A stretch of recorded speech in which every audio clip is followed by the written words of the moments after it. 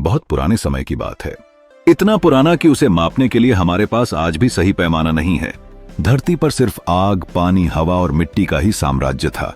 पेड़ पौधे तो उग चुके थे, जानवर भी धरती पर दौड़ रहे थे, मगर इंसान अभी तक कहीं दिखाई नहीं देता था। कहा जाता है कि इंसान की कहानी एक छोटी सी चिंगारी से शुरू होती है। वह चिंगारी थी जिज्ञासा की। पहला अध्याय, मिट्टी और आत्मा। पुराणों में एक कथा मिलती है। कहते हैं कि भगवान ने मिट्टी को अपने हाथों से गूंथा, उसमें पानी मिलाया, आकार दिया और उसमें अपनी आत्मा का अंश फूंक दिया। मिट्टी ने आकार बदलकर इंसान का रूप ले लिया।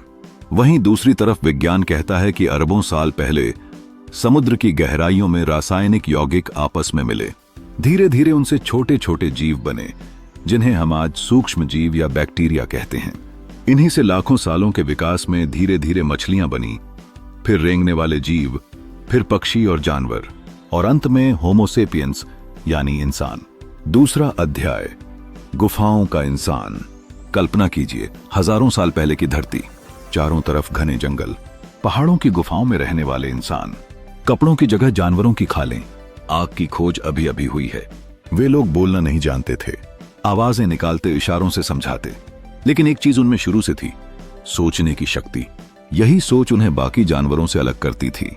धीरे धीरे उन्होंने शिकार करना सीखा, झुंड बनाना सीखा, औजार बनाए। यही इंसानियत का पहला कदम था।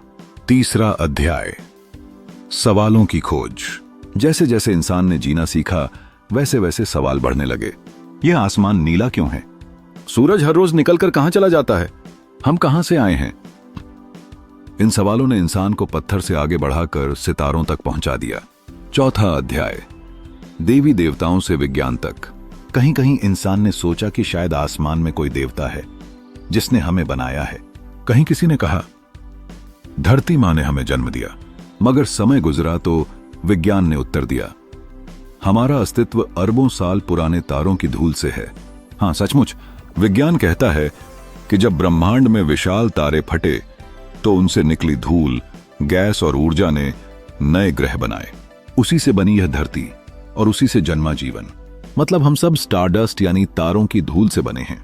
पांचवां अध्याय, इंसान का बदलता रूप। शुरुआती इंसान बंदर जैसा दिखता था, लंबे बाल, मजबूत जबड़े, झुकी हुई पीठ। धीरे धीरे लाखों सालों में उसका शरीर बदला, पीठ सीधी हुई, दिमाग बड़ा हुआ, भाषा विकसित हुई। और फिर आया वह दौर जब इंसान ने खेती करना सीखा। यही असली क्रांति थी। अब इंसान शिकार पर निर्भर नहीं था। उसने गांव बसाए, समाज बनाए, रिश्ते बनाए। और इस तरह इंसान सिर्फ एक जीव नहीं रहा, बल्कि सभ्यता का निर्माता बन गया। छठा अध्याय, इंसान और जिज्ञासा। इंसान की खासियत है कि वह कभी रुकता नहीं। गुफा से गांव तक, गांव से नगर तक, नगर से शहर तक, और शहर से अब वह ब्रह्मांड तक पहुंच चुका है। कभी पत्थर से आग निकालने वाला वही इंसान आज चांद पर झंडा गाड़ चुका है, मंगल तक पहुंचने की तैयारी कर रहा है और पूछ रहा है, क्या हम इस ब्रह्मांड में अकेले हैं? क्या कहीं और भी जीवन है? सातवां अध्याय, दर्शन और आत्मा। लेकिन सवाल सिर्फ विज्ञान तक सीमित नहीं। इंसान खुद से भी पूछता है, मैं कौन हूं? मैं कहां से आया हूं? क्या मेरी आत्मा है?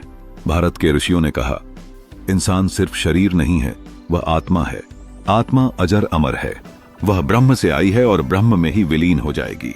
यूनानी दार्शनिकों ने कहा, इंसान एक सोचने वाली मशीन है। आधुनिक विज्ञान कहता है, इंसान अरबों कोशिकाओं और न्यूरॉन्स का अद्भुत मेल है।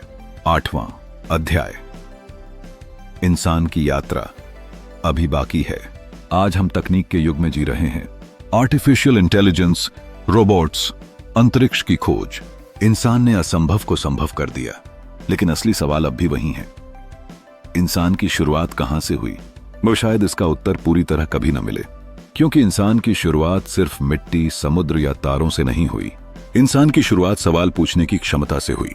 अंतिम अध्याय, कहानी अधूरी है। इंसान की कहानी अभी अधूरी है।